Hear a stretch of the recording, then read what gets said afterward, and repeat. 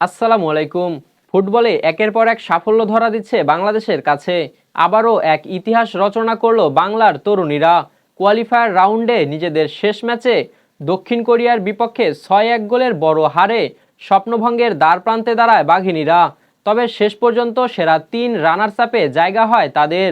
আর তাতেই প্রথমবারের মতো এএফসি অনূর্ধ্ব-২০ নারী এশিয়ান কাপের চূড়ান্ত পর্বে জায়গা নিশ্চিত হয় বাংলাদেশ অনূর্ধ্ব-২০ নারী দলের।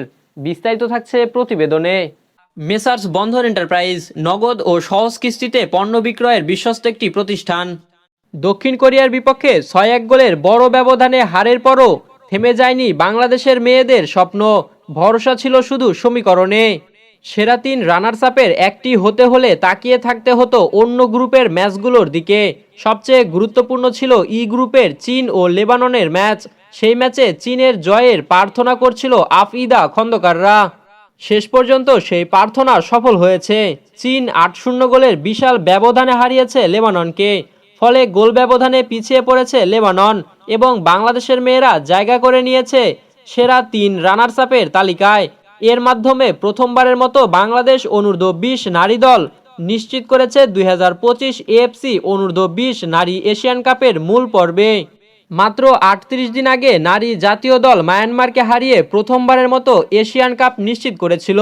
এবার অনূর্ধ্ব-২০ দলও সেই কৃতিত্ব দেখালো। নারী ফুটবলে ২ মাসের মধ্যে দুটি বড় অর্জন। জাতীয় দল খেলবে মার্চে অস্ট্রেলিয়ায়, অন্যদিকে অনূর্ধ্ব-২০ দল খেলবে এপ্রিলের শুরুতে থাইল্যান্ডে।